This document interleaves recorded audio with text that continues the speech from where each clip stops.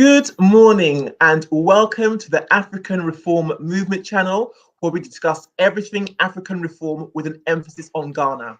As always, I'm your host, Uche Noka, and we're joined as ever by Dr. Nii and Darko. If you're joining us for the very first time today, we'd like to say welcome and thank you for tuning in. If you'd like some more information on Dr. Nii has a number of social media platforms. You can connect with him on any one of these here. If you're unable to take them down now, don't worry. All of this information is contained in his description box underneath this particular broadcast.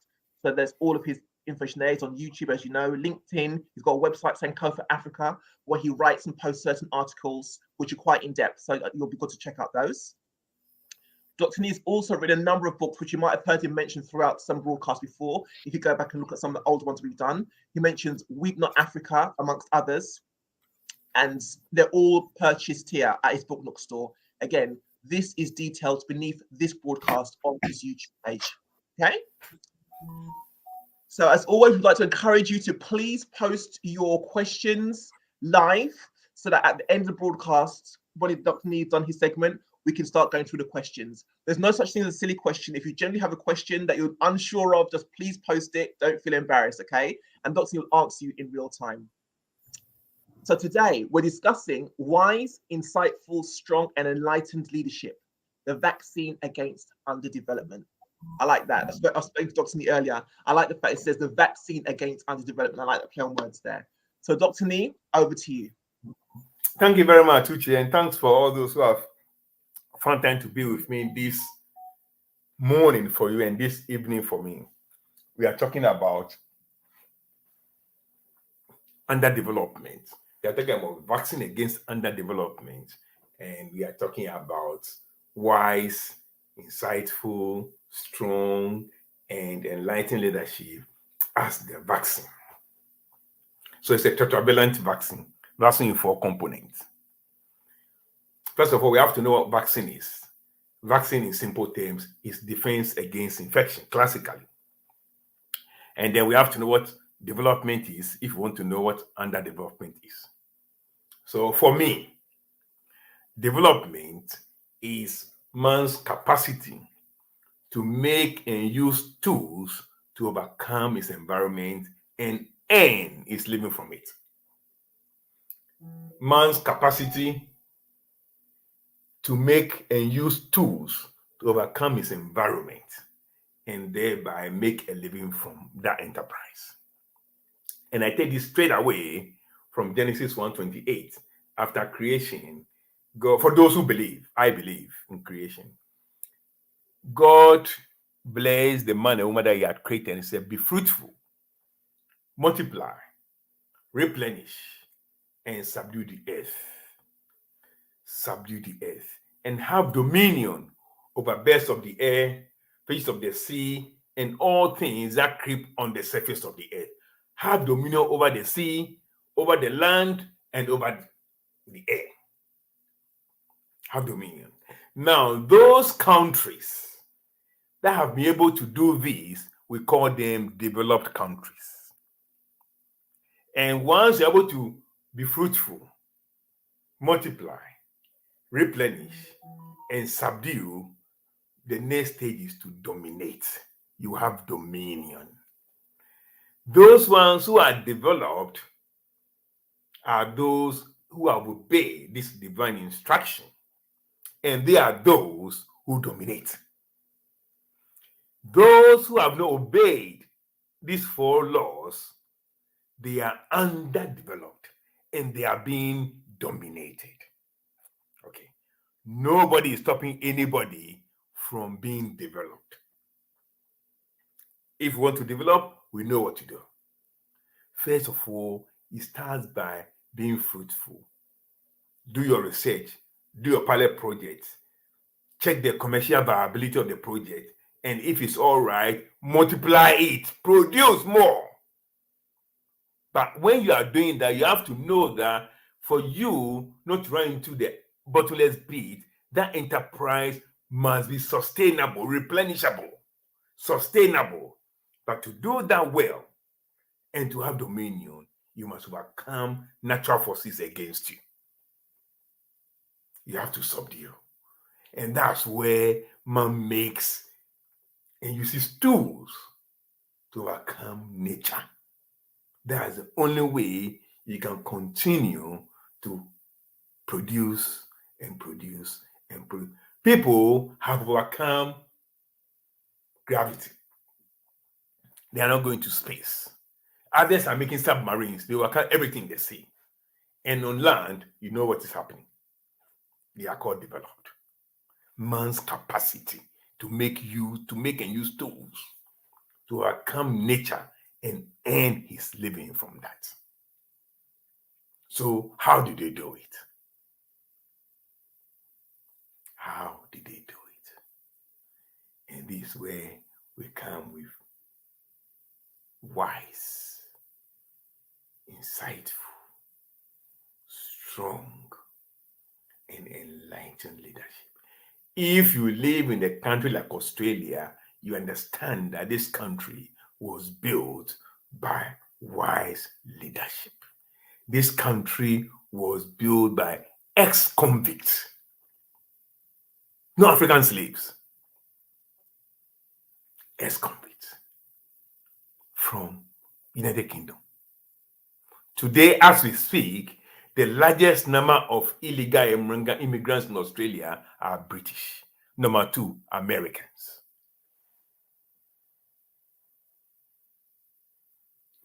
On Tuesday, our treasurer is going to do what? He's going to announce or deliver the budget. Already, we are hearing all sorts of stories. But one key one that I want to bring to your attention is that they budgeted for iron ore. I think Australia produced 70% of world iron ore or something like that. They budgeted for iron ore at $55 per ton. As at yesterday, iron ore was $142 per ton. And they were hoping to get about 74 billion from iron ore. But as I'm talking to you, Australia is going to get additional $122.8 billion from iron ore. Okay. Australia produced about 330 metric tons of gold. Ghana produced about 140 metric tons of gold. Australia is number 2, Ghana is number 6. I didn't check this data, but I can tell you that what Australia will get from gold is probably 10 times what Ghana will get from gold. And it's because of wise leadership. At the beginning of the Second Gulf War, Nigeria planned its petroleum or crude oil at $30 per barrel. It went to $100 per barrel. Yet they went to borrow money. Another country, they budgeted for 55, it's now 142, and they've got a windfall of 122.8 billion. And as I've heard, they're going to what do you call it? What do you call that thing? Tax. They're going to release a tax for individuals and companies to the tune of $10 billion. Why can't they do that? They've got 122.8 billion without planning for it. How much are we getting from gold? In 1999, Sir Sam Jonah hedged our gold, 11 million ounces of gold at $300 per ounce. Today it's almost $2,000 per ounce. And this is why wise leadership is important. If you have wise leadership, I tell you, you have a strong vaccine against underdevelopment and poverty. First slide. Leadership, wise, insightful, strong, and enlightened. The vaccine against underdevelopment. All right. So next slide, please. Wise. So what is wise? What is wisdom? Good judgment, fairness, proportionality, all based on knowledge. Application of knowledge to make good judgment, fair judgment, proportional judgment. Sometimes we confuse wisdom with knowledge, but they are two different things. Knowledge is data. Wisdom is applying data in a good sense to make everybody happy, for fair judgment, proportional, and what else? Now, let me tell you something.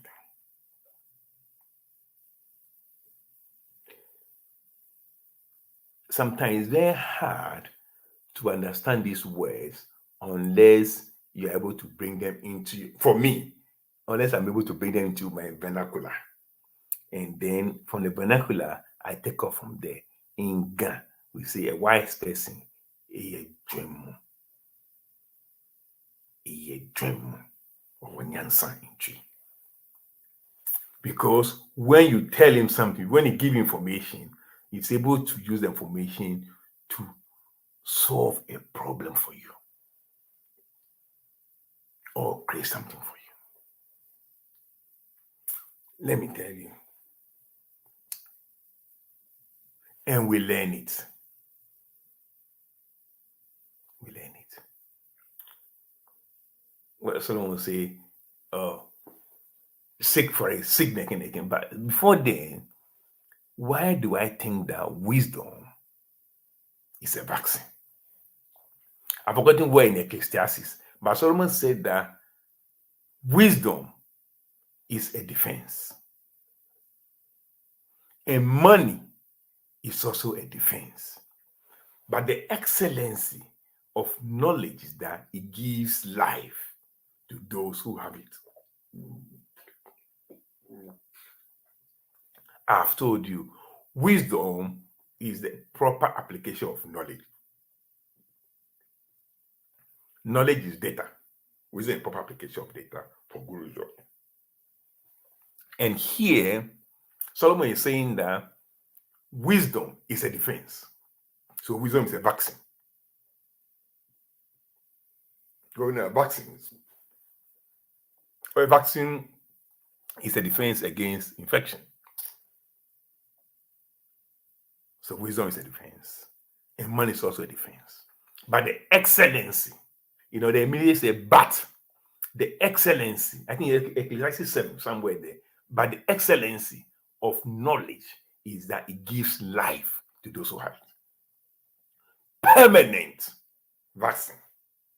Whereas it appears money is temporary vaccine. You'll be needing boosters for the rest of your life. This one, and because of that, it gives life. Because it's a vaccine, effective, permanent vaccine, it gives life. And that's the thing.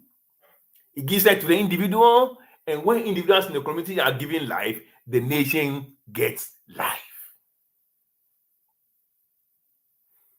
There are so many things that we do that clear that Jomo Benny, there is no sense. It doesn't sound wise. It doesn't sound warm. I hope my tree is correct. You see, let's take this very simple thing that we all learn in primary school. I think we did it in class 5. That if you have an orange and you have to share it for 4 people, what do? You take a knife, you split it into 2, then you split it into 2 again. So everybody get a quarter. Simple common sense. And then we become adults.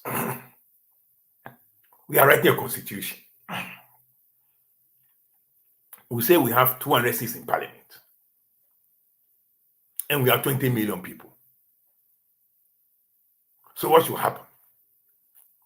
How do you share 200 seats for 20 million people and everybody is happy? Just basic common sense we learn in primary school. It will not occur to you that then each 100,000 people should have 1 seat. But in Ghana, you can have 20 people, 20,000 having 1 seat and 200,000 having 1 seat. And the Constitution was written by people who were supposed to have learned, who have knowledge. But like I said, knowledge is just data. Data. If you don't apply it properly, it doesn't bring wise result. I mean, it is not wisdom. And the output is not going to be good judgment. It's not going to be fair. It's not going to be proportional. You get a defective vaccine, and then you die because the vaccine is not going to work as it's supposed to work because the knowledge hasn't been applied properly. I'm telling you, wisdom is a defense. And when knowledge is applied properly and wisely, it gives life to those who have it. As an individual, as a family, as a community, as a nation. If you apply knowledge properly, you get life. If you apply knowledge properly, you get life. What's his name? What's the name of this guy? King David. He said something.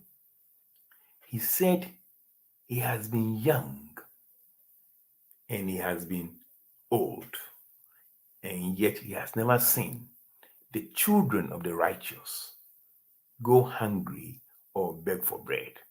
That's another vaccine. It means that if you are righteous, and righteousness doesn't mean what you think. Righteousness means rightly dividing the knowledge in your possession. Rightly dividing the knowledge in your possession. Apostle Paul said, rightly dividing the word of truth. When you can rightly divide it, your children will never go hungry or beg for food. It's a vaccine.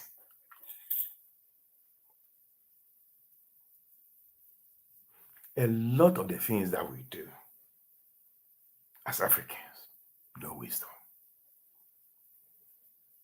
We'll go to school, we'll go and do all these things, we get all the knowledge, all the data, but when it comes to application to get the best results, zero.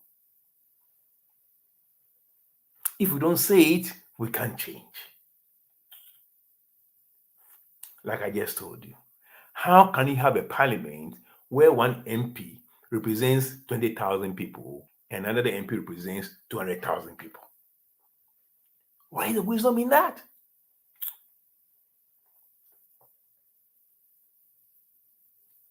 How can you have a government when it's stated in the Constitution, Article 35, 6B was there about, that public appointments must show reasonable regional and gender balance. And you have a government where half of the ministers are from one particular area. And the people, they only have about 3% of the population. And we think it's going to bring good results. It wouldn't, because it's not wise. It says we're not wise. Let me tell you, wisdom is a defense. And those who apply knowledge appropriately, it gives them life. Next slide, please. Insightful. Oh, this is a tricky one. Deep understanding of three things. Patterns. Or they'll say deep understanding of the nature of things. That has been insightful. Deep understanding of the nature of things. It's not from wisdom. Wisdom, you get the facts there. You apply the facts. This one, deep understanding of the nature of things. And I put it down as patterns, types, and shadows. Let me start with shadows. Like Apostle Paul said, he said that the law of Moses was a shadow of good things to come, but not the real stuff. The real stuff is the grace in Jesus Christ. Shadow of good things to come. Let me tell you guys one thing that I did. As I was thinking about how do we sanitize our political system, how do we take all this ethnicity, all these things, complicated things that we're all struggling with now in Ghana, how do we take them out of our politics to sanitize them? Then I realized that Kutu Acheampong tried to do something. He tried to do something that will have non-partisan politics at the national level. He wanted to have a government that will involve everybody, but not through party lines. He called it Unigov. So then it clicked to me that probably that was a shadow of good things to come. That was a shadow of good things to come. One has to look at it again and see how we're going to make it better. If really we think that partisanship and ethnicity are major problems for us in our present day politics. So then I went to that as a shadow, like the law of Moses, to perfect it. And that became part of my, what do I call it? Government of National Unity and Democracy. So Unigov was a shadow. And insightfulness means that you can link the two.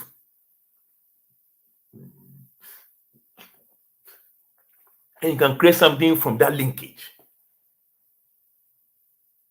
You see, many people think I read a lot.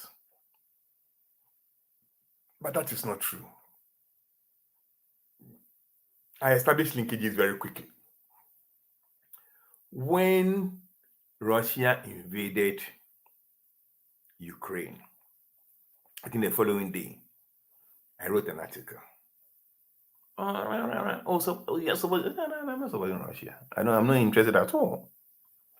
I have no interest whatsoever in Russian politics or American politics or British politics. Nah. We have major problems at home that we have to focus on and solve. But I can tell you the rationale behind what Putin has done and understand what he's doing. Because the point is this: if Russia, China, and North Korea decide to form a military bloc, and Mexico decides to go and join that military bloc, America will do worse. Okay, that's their problem. That's the simple truth. Cuba tried with the Cuban Missile Crisis, and I wasn't born then, but I've read what happened. So I don't talk about superpower politics. Okay, they can sort that one out.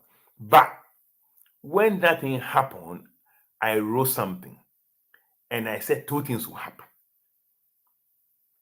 I said Russia will move out when Ukraine agrees that they will never join NATO, and NATO says that they will never accept Ukraine. That was already that's what Russia has been asking for from 2014. But now Ukraine has given Russia the chance to invade, and they're going to add something else to it. They are going to add that Ukraine must demilitarize. Demilitarization of Ukraine. They're going to add it. Not just going to join. Not just is going to join. It's not going to join NATO, but it's going to demilitarize as well. And I wrote. Those who read what I wrote that is going to be a big thing for Israel. But Israel is the only country in the world that's asking his neighbor to demilitarize. It's only the conditions. Now, for me, and that's a type. It's an example of a type. You see the two, you say, yeah. There we go. This is a type. The moment you see the dynamics, you know that. And do you know what happened? The only country that Putin has asked to intervene is Israel. And today I said, in fact, I didn't even know. I said, let me just check what Israel is saying about this thing. And when I checked, I just couldn't believe my own eyes. And people are commenting, oh, Israel is not this, Israel is not that. But Putin knew why he called Israel. And apparently, the Israeli prime minister flew to Moscow on a Saturday, which was a no-no for a practicing Jew to fly on the Sabbath, except it's a matter of life and death. So for him to fly from Jerusalem to Moscow means that for him it was life and death matter. As I'm talking to you, you can all Google. As I'm talking to you right now, people have not even seen that Israel stands to benefit if he's able to convince Ukraine to demilitarize, because it becomes the gold standard. If there is issue of confidence and mistrust, then the weaker one will have to demilitarize. Now, Naftali, or whatever his name, the Israeli prime minister, is saying that the conference, what do you call that thing? The meeting, what do you call that? The meeting for Russia and Ukraine should be held in Jerusalem. But I wrote it first. And I'm telling you now, the Ukrainian president is Jewish. And Naftali, or whatever his name is going to convince him that, look, let's stop this war. You know, say you're not going to join NATO, Russia is going to give you security guarantees and demilitarize, okay? And we'll help you build up your country again. And this guy who is under pressure will agree. Once that is established, next time there is Palestinian whatever meeting, say, oh yeah, it's happening in Russia. You're going to demilitarize, and we can't say a Palestinian state with an army. They are terrorists. They are this, they are that. You mark my words. The moment I said, yeah, this is what's going to happen. And it has happened. That's insightfulness. And when you are insightful, we say insightful in Ghana, you're able to see beyond the thing, above the thing. What appears, you're able to see beyond it. You're able to see above it. You see, in the Bible, most of the things, just will say, the kingdom of God is like. The kingdom of God is like. Yes, you will call it parable, but it is deep understanding of nature. He compares the kingdom of God to something that we are all familiar with. So the kingdom of God becomes a type. The kingdom of God becomes a type. And that's why he was the greatest. Because you could link. And once you have that mindset, you can link so many things. I mean, I write so many things that I've never read. I've never thought about, but oh yeah, it looks like, oh yeah. And let me tell you another thing. When Tetakwashi came for Fernando Po in 1876, for 3 years, he was trying to do cocoa seedlings in Osu, and he couldn't. The soil was too salty. Then he remembered that Mampong, where he did his apprenticeship in blacksmith, was very much like Fernando Po.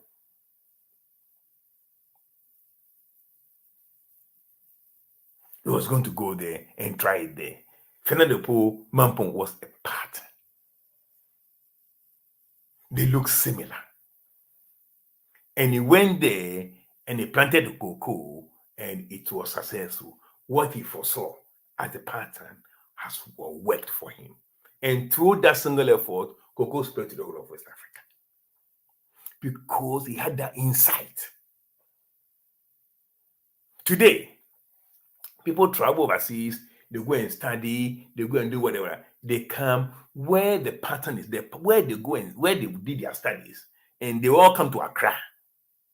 But Accra is not like where they study. There's nothing in Accra that could use their studies for in Accra. They don't have the insight. They have the knowledge, but they don't have the insight to look at another place where they will apply the seed that they have brought from abroad. And they sit in Accra and they rot in Accra. Insightfulness. It makes all the difference. Insightfulness. It makes all the difference. That's what has made Ghana what it is through one man, a wise leader. He left Accra to Fernando Po for 6 years. When he came back, he stayed for only 3 years and he moved again. Because what he brought could not be made useful in where he came from. But it clicked to him that where I went is similar to where I've been before in Mampong. So he moved there, and today people have had scholarships, clans, families, whatever, through one man's single insightfulness. And that's how insightfulness is a vaccine. Next slide.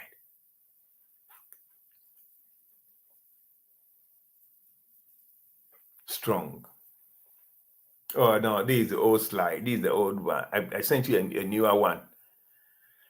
Anyway, strong. Sorry, Dr. Nii, just see that. Yeah, you did send me a newer one. I thought I'd uploaded it. Do you want me to try and get that slide for you? No, the difference is just here. This is the only place where this is where I made it, but it's okay. When an African says somebody is strong, in his mind, the person is brutal, the person is wicked. No.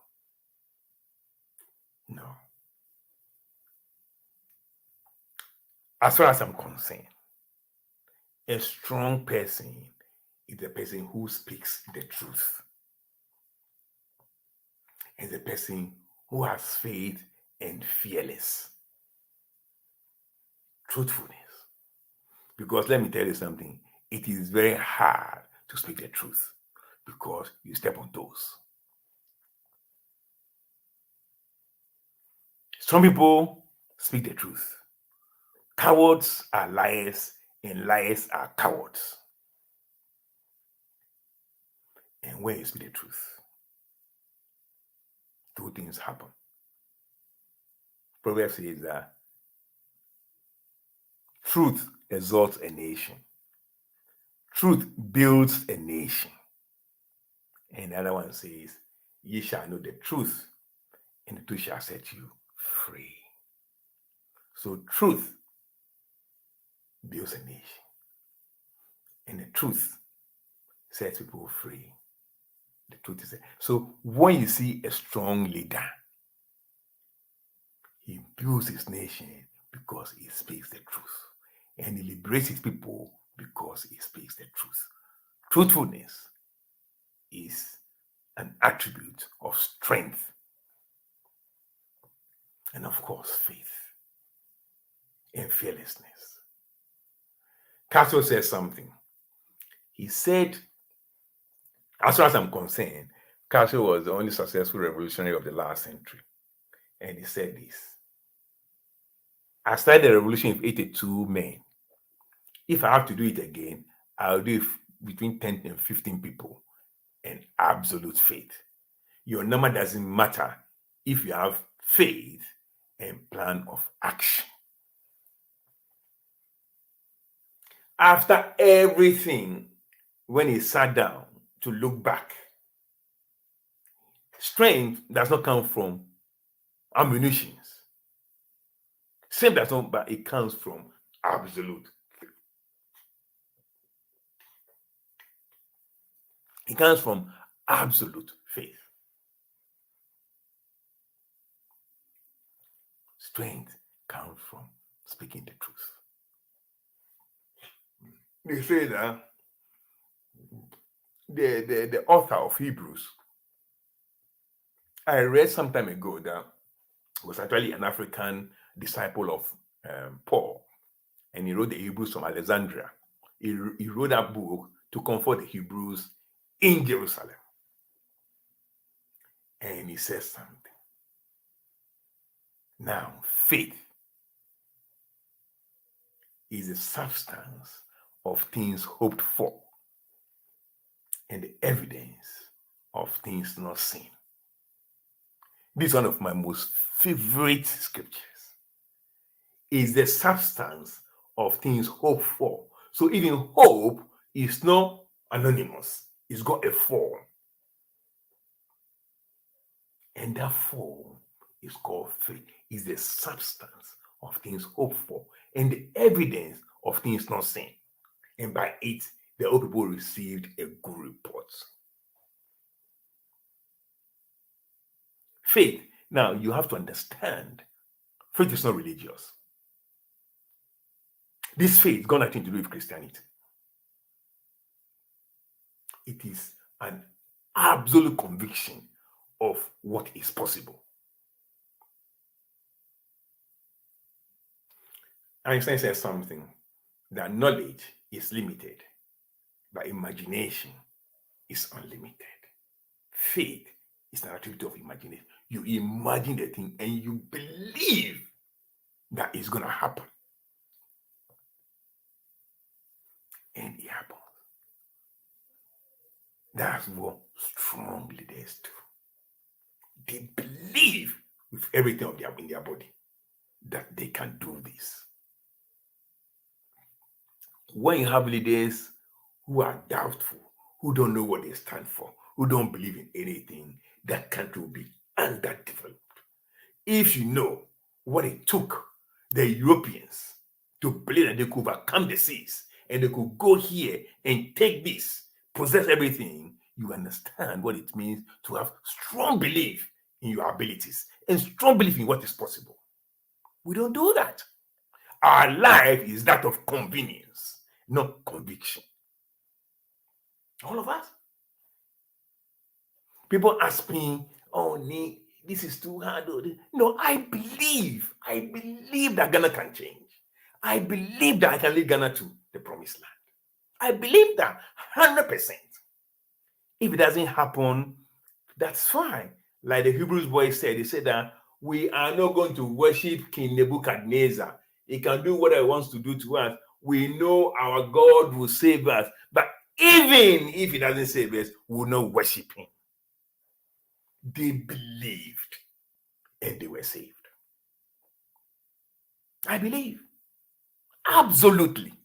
But even if it doesn't happen, I still believe. I'll go to my grave believing that God gave me something to save Ghana. I believe. Absolutely. And he says that the just shall live by faith. There's no other way. When you talk about strength, it's not being wicked. It's not being brutal. It's not imprisoning people and doing this and doing that. No. If you are strong, you speak the truth. Because when you speak the truth, you liberate your people. When you speak the truth, you exalt your nation. If you are strong, you must be a man or woman of faith. Absolute faith. Comes to the atheist, said that if you should do it again, you do it with 10 to 15 people in absolute faith. Faith is not about God.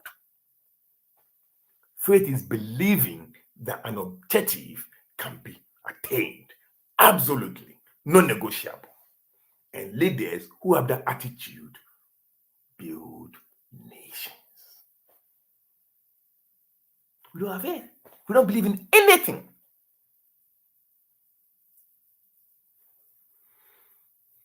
Uche, I believe, has a bit of faith. in me more than many Ghanaians. No, I believe she does. When I talk to her, I do. I do. Yeah, don't you? Yeah, absolutely. Yeah. Yeah, I believe she does. And I know the difference between those who do and those who don't. Because if you believe something is possible, you throw everything in it. She's got things to do today, this morning, but she's here with me. She's not even a Ghanaian. You ask a Ghanaian to do something for you, then he wants to get something from you. Obviously, he doesn't believe because he wants his reward now. If he believes, he will say, "Okay, I'm doing this. I'm sowing my seed here." They don't believe. So they are not strong. Next slide. Enlightenment. Enlightenment feeds. When you say enlightened, the person is full of light. How did the person get full of light? The person is exposed to light. And then after being exposed to light, what do you do when you are full? You're exposed to light, you are full of light, you emit light. And when you emit light, what happens? Light dispels darkness. And then when darkness is dispelled, what happens? Light shines on the good works / wisdom. You know what wisdom is? Wisdom, insightfulness, and strength. When light shines, it shines on these things. You see, we struggle to understand why we are where we are. I want all of you to go and read about the long century. You know what's called the long century? That's the age of enlightenment in Europe. From 1685 to 1815. They call it the long century because a century is 100 years. But they believe that the rise of Europe occurred in the 18th century, but it started in the last 15 years of the 17th century, which is 1685, and it ended in the first 15 years of the 19th century, 1815. It's that time, age of enlightenment, that superstition and dogma were replaced by logic and reason, with underpinned by scientific method. This was a period that produced people like John Locke, Voltaire, Isaac Newton, Adam Smith, who else? All the great people who changed the world. The concept of representative democracy was actually written in the two treatises by John Locke, that government should be formed from representatives of the people. So now, when all these things were happening, it was continent-wide. It wasn't just in Britain, it wasn't just in France, it wasn't just in Germany, the whole Europe. So when you go to Europe, you'll be surprised. Look at Ukraine. It was under the Soviet Union for 7 days or whatever. But look at Ukraine infrastructure and things like that. You can't see much difference. My very, very good friend spoke to me today from Istanbul, on the eastern fringe of Europe. He said, "Oh, wow, it's a beautiful place." This enlightenment went everywhere on the continent. And when you are full of light, you take it with you. Wherever the Europeans went, they brought the light with them. When you go to Accra, you go to the rich areas. See the way they build the place, the way they pave the streets with trees and everything. You go to places like Achimota, you see it there. You go to South Africa, you see the Commercial Road, Church Street, Chapel Street. You see the same architecture. You come to Australia, way, because they were full of light. Wherever they went, they dispelled darkness. So now, the European states. So the age of enlightenment ended up in the Industrial Revolution. You can read about that one too. It just didn't happen from nowhere. It was after years, decades of thinking and experiment and things that gave birth to the Industrial Revolution and also to the European states. The democratic European state that we see came as a result of the age of enlightenment. I'm sitting here. talking to you. I've never done economics beyond Form 5. But I'm in a place of light. I'm exposed to light. So I talk about economics like an economist. So I'm full of it. And I admit it. And when I admit, I dispel darkness.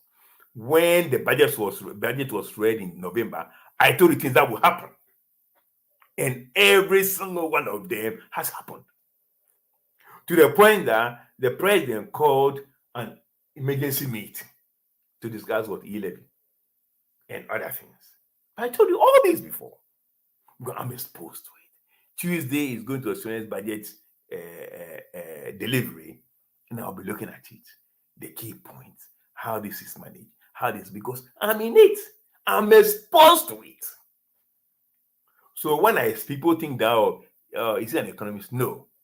But I've got enough light to dispel darkness. And I'm saying it because it is true. When you are in darkness, you can't do anything. Brothers and sisters, we are in darkness. 300-400 years ago, science and reason dispel superstition from Europe. We are the most superstitious people in the world. We can't do anything because that is darkness. You still believe in juju? And we go for it. And we are still where we are. We believe in Sakawa, ritual methods. But like he said, the light shines. And darkness could not comprehend it. We need leaders who are enlightened.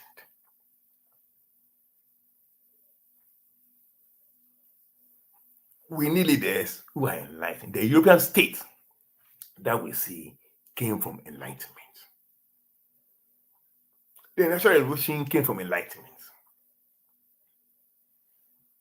The African state came from propaganda and rhetoric. And like Jesus said, a house built on sand, it can stand there beautifully. But when the storm comes, the African state was built on sand, no foundation of proper knowledge, of logic, of reason. I'm telling you. Look at what's happening in our parliament. Look at what's happening from the Supreme Court. Look everywhere. And Ghana is supposed to be the light, so you can see how dark the rest of the continent is. We need enlightened leaders. I mean, all the things happening in Europe, they've had 2 wars. First World War, they call it First World War, it's European War anyway. First European War, Second European War, the third one is going to come. But after that, because the foundations are strong, they regroup and they move on. Look at Germany. Everything was demolished. Within a generation, it's come back as the most powerful European country because the foundation was already strong, because they've already developed the capacity to make and use tools to overcome their environment. They have the developed mind already. So you model the things, they build the game because they know how to do it. Let me tell you a story. I went to a big shop, a warehouse here in Melbourne. And the guy came to me, "Oh, are you from Ghana?" I said, "Why?" He asked me, "Oh, because the owner of this thing is a Ghanaian."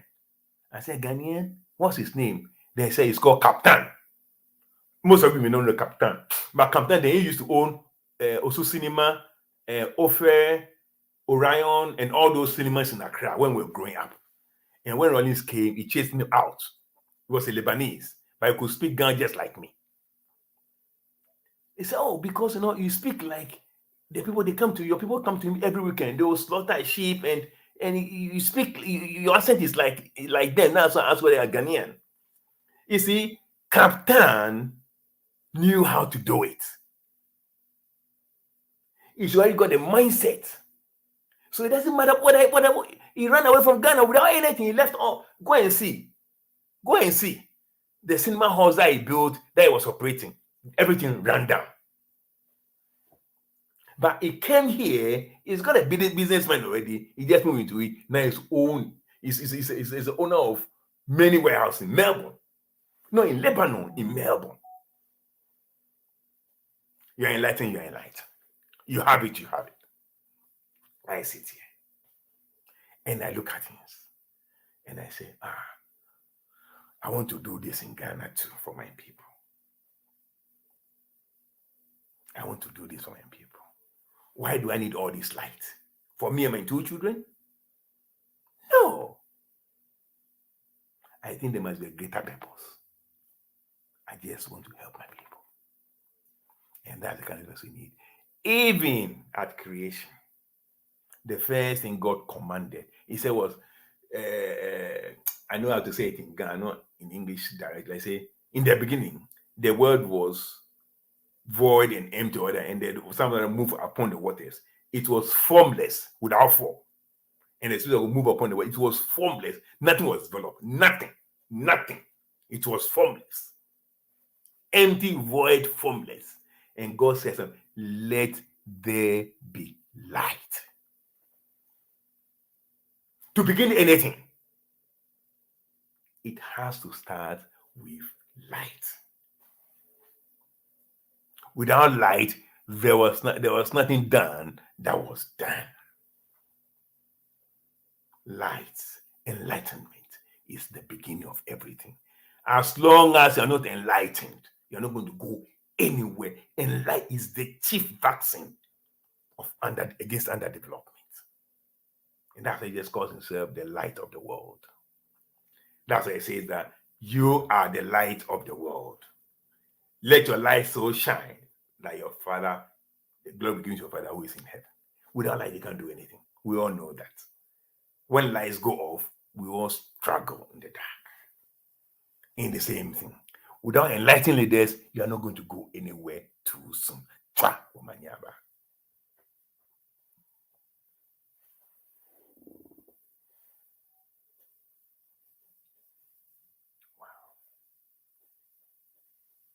Thank you, Dr. Nii. Thank you. That was very insightful, actually. I enjoyed that. Got a lot out of that. Thank you for that. And I hope everybody else really had a lot to take away from what Dr. Nii said. So now's the time to get your questions in. If you haven't already, I can't really see too many questions. So please start thinking of a question that you can post to Dr. Nii whilst he is online. I'll just post one comment here, Dr. Nii from Ashika. Says, it will make sense for wisdom to be one of the qualifications for becoming a presidential candidate and ultimately president.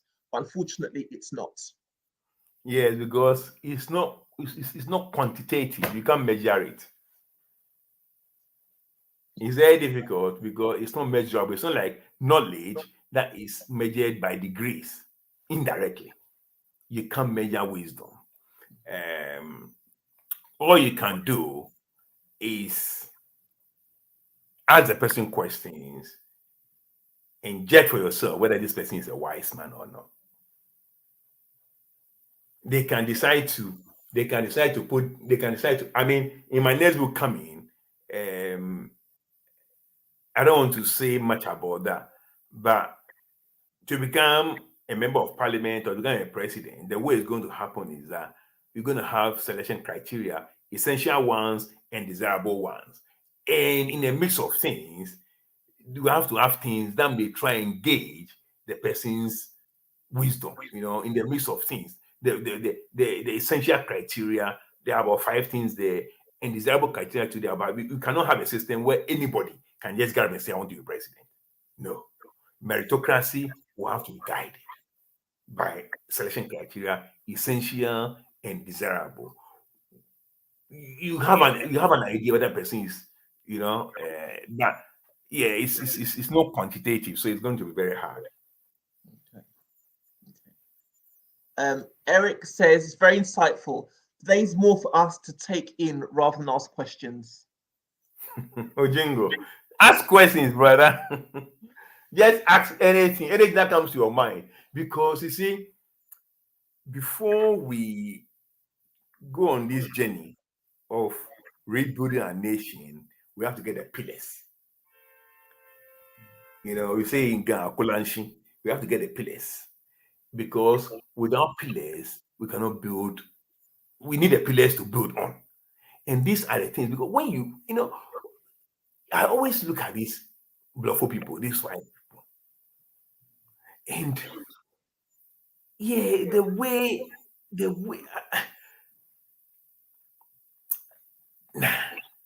we need light. I can tell you that.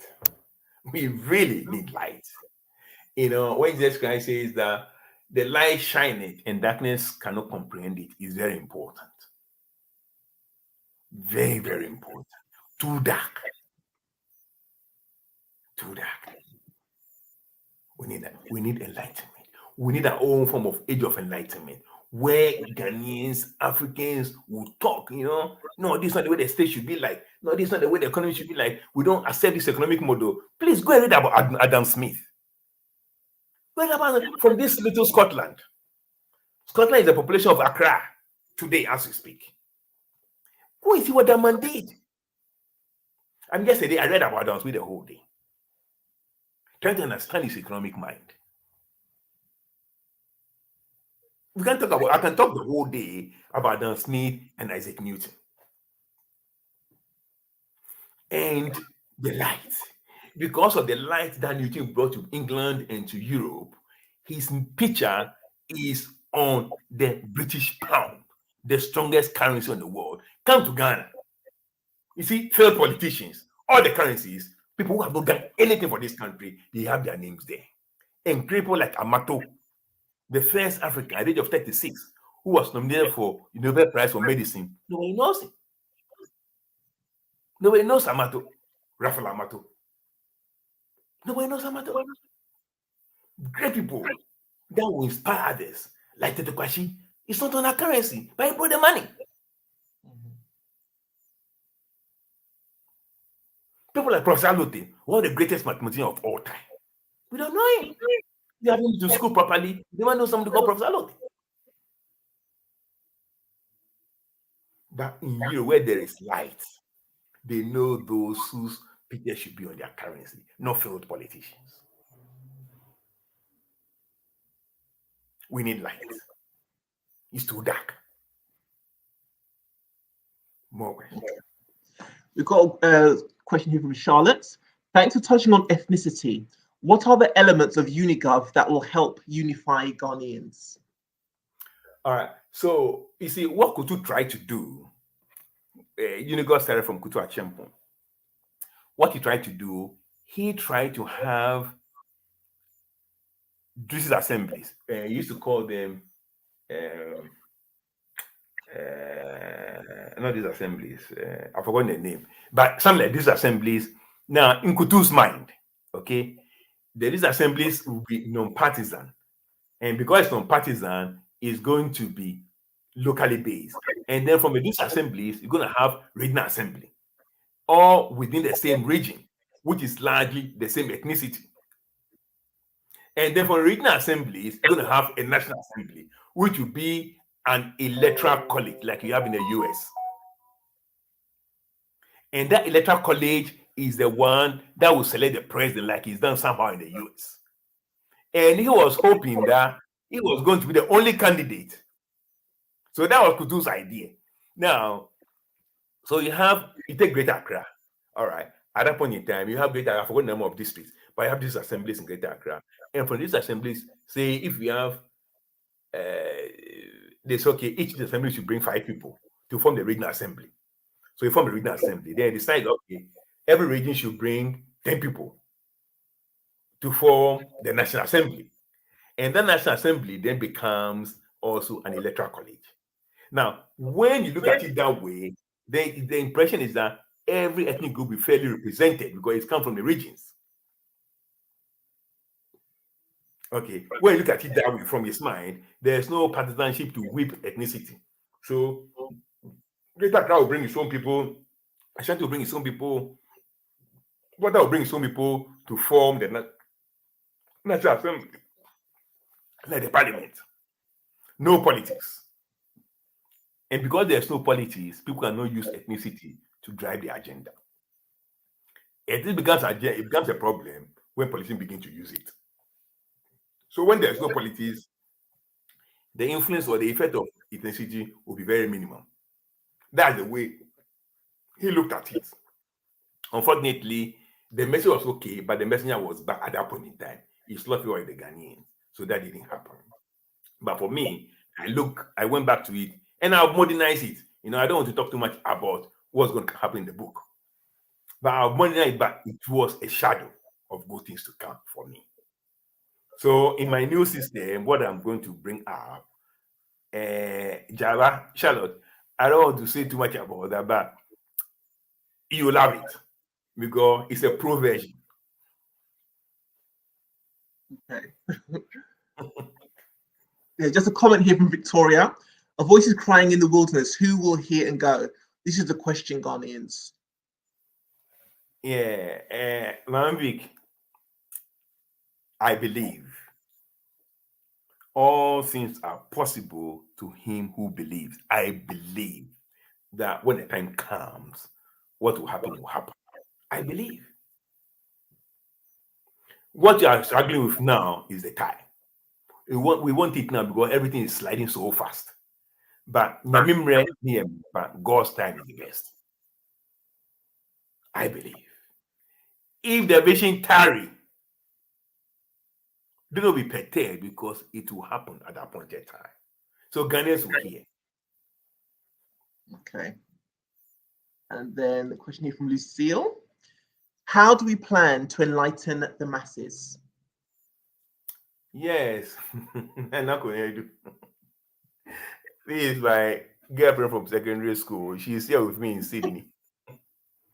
Okay.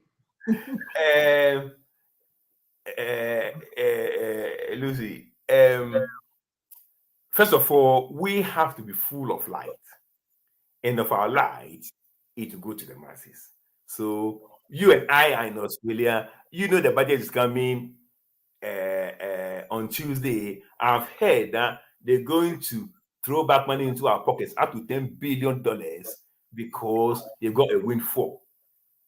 122 billion plus windfall. Of course, elections are coming soon, so they want to give it a sweetness. But we know how things are done in a better way here. So it's continuous advocacy. I'll be saying what I'm saying. You should be saying what you have to say. We keep on saying the right thing. We put on pumping the light into them. That's the only way.